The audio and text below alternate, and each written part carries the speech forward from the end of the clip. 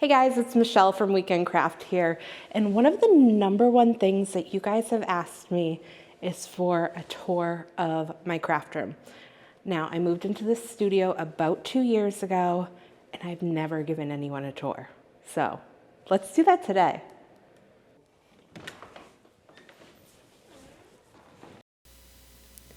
So my craft studio is in an old mill building. It's about 800 square feet, and as you can see, it has really tall ceilings.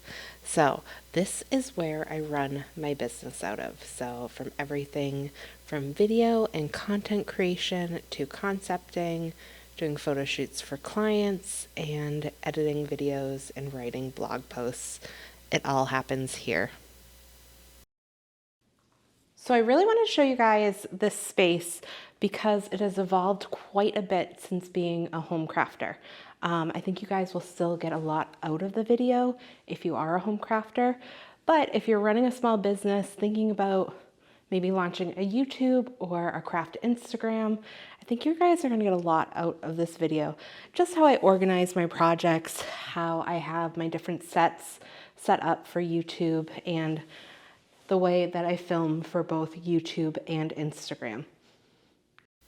This is actually the view from my desk, and this is the main area that I do most of my work in. I have the studio zoned out into 4 different zones. So on the left here, this is where I actually do all of my filming. So any YouTube content, Instagram content, blog work, it was all filmed on the set here. I keep everything kind of set up permanently, which works out great because I'm always ready to film as long as my camera batteries are charged. Now I have a bunch of different tripods. I have this one here that works for both my camera and my phone, and it's great for top-down videos. And the number one thing I love about my studio is these standing desks. I'll put the link for everything I'm talking about below, but the standing desk is huge. And I'm the type of crafter that I love to work standing up when I'm filming. Sometimes I like to work sitting down, but I love the flexibility to do both. I also just love the size of this table. It is so big. But you can see with my tripod there, it allows me to do both. So I have the big studio lights. I'm able to bounce light off of the ceiling just to give a little bit of added light, or I can shoot with direct lighting on this.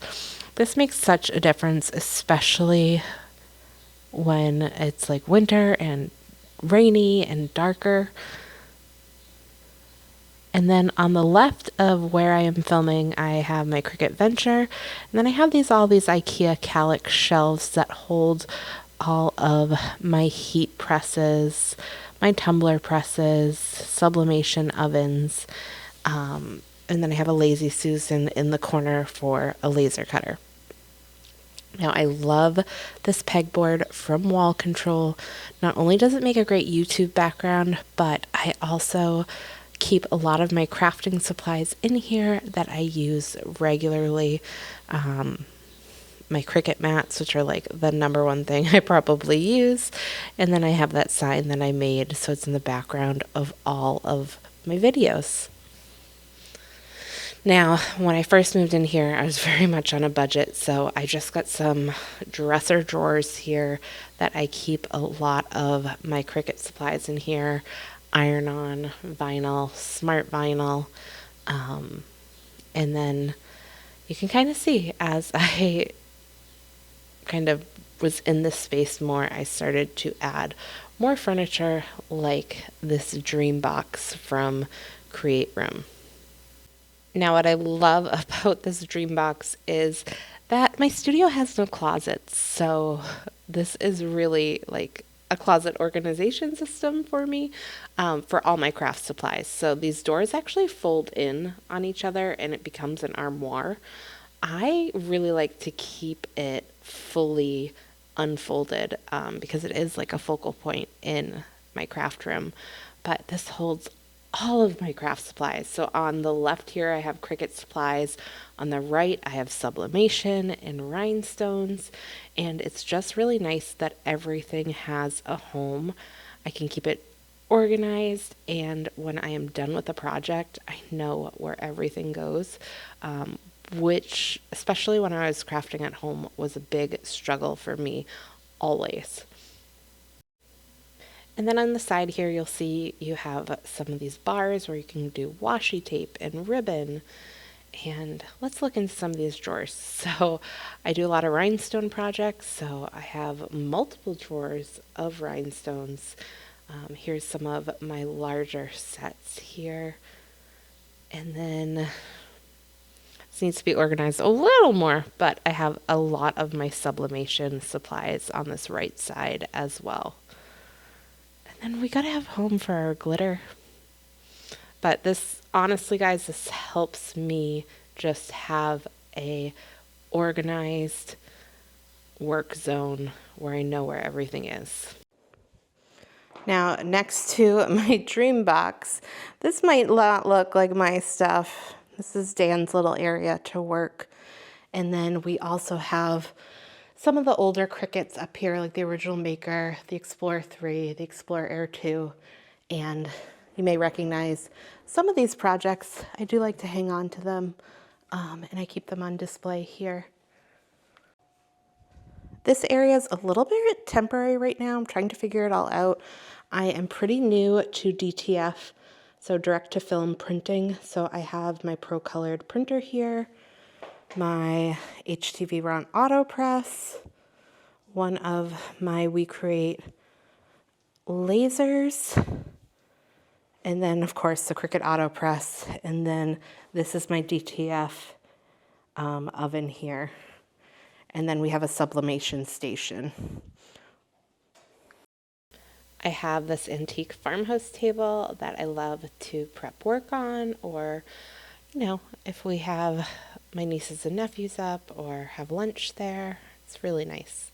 So this is one of my all-time favorite places in the studio, my green velvet couch. Now I got this as a crazy deal at the West Elm outlet, and this couch is deep. And I have taken many of naps on this couch, but it's also just a great place to take a break. And I've always kind of wanted a couch in my studio, so I got one. Last but not least, this is always the messiest part of the studio, but this is the heart of the studio. This is where you find me 24/7. We have our little kitchenette here with our fridge. And then this is my workstation here. So I have my computer, my microphone for voiceovers. I do all of my blogging here, website work, video editing.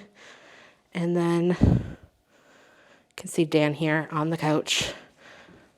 But I also am an analog girl, so I have my calendars, my planners, and this is where Weekend Craft really functions. So a little bit about this studio. I was looking for studio spaces for almost a year, and I stumbled upon this. It was either to find something that was 25 minutes away from me or kind of not in a great section in Providence. So I chose the location that was a little bit further away from me, and I'm really glad that I did, because the studio space is 800 square feet. I'm able to kind of zone out the whole space. It's very open concept, and it's gorgeous. Have you seen the exposed brick and the windows? So I absolutely love this space. I've been here for 2 years, just signed my lease for the 3rd year, and I don't foresee myself going anyplace anytime soon. Now, you may think like it's a lot to rent a space. The space is actually pretty affordable, and it comes as a business expense from my LLC. But most importantly, specifically after COVID, I needed someplace outside of the home.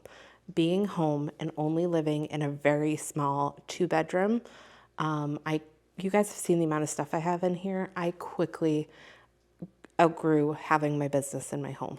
And for my mental health, I needed to get out of the house every day. So this was a really great option for me. A little bit about this building. It is a 200-year-old mill building, and it used to be a tannery. Now, this was a place that we used to come pre-COVID a lot. The first level here is all different curated shops, a lot of antique shops. And during 2020, they had a fire and the sprinklers went off. So this mill had been closed for a while. I believe they got a grant and ended up renovating all of the buildings. So there are multiple buildings here, and there's artists, there are photographers, wedding planners, there's an arcade and a ton of shops. So it is just a really fun place to be. And it's been a really fun place to meet people. Now, with the good comes the bad. You know, you get that anywhere that you're renting and that you don't own.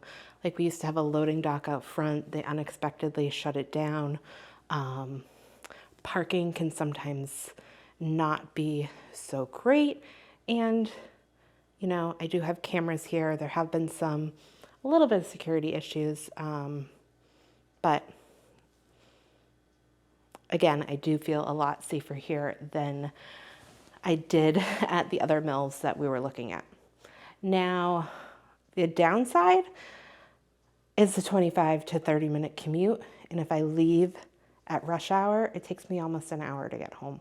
So that is a normal commute that like anyone would have having a job. But I do often stay up here past traffic just to miss it. And some other struggles that you guys have probably seen on Instagram is that because this is a 200-year-old mill building, they have a boiler system, and it gets like to 96 degrees in here during the winter. So it can be like 10 degrees outside, and I'm in here like needing to wear shorts because it is so hot. And then opposite of that, or not opposite, in the summer, it is really hot in here as well. And because I have these like 20-foot ceilings, it is really hard to air condition this. That being said, the good always outweighs the bad. This has been so liberating, like as a business owner, to get my own space. And if you guys follow along on Instagram, you have probably seen that I just signed on for a second studio. We are going to be opening up a workshop space up here. So I wanted to give this tour before we did that because we're going to be shuffling around some items. And then I also want to show you guys the process of creating that second space for those workshops. I'm so excited about it. You're going to be able to host birthday parties, community events, sign up for different art classes, different crafts. And then if you are in the Norwood, Massachusetts area, if you want to rent the space, if you want to teach your own workshops, we're going to have all of that. We're going to have the ability to do in that space. And we are really excited about this next chapter. So if you guys have liked this video, make sure that you go ahead and click that subscribe button below. I'll be showing you lots more crafts, and of course I'll be showing you the new studio space. I don't know what we're gonna call it yet. We just kind of keep calling it the studio, and we call this a studio, so keep getting confused. But leave me a comment below what you think we should call the Weekend Crafts Studios. Thank you guys so much for joining me on this studio tour. I'm so glad I finally got to show it to you. If you guys have any questions about any of my setups, the machines, or just any questions about having a small crafting business, content creation business, or any questions about getting your own space, let me know down in the comments and I'll be happy to answer them.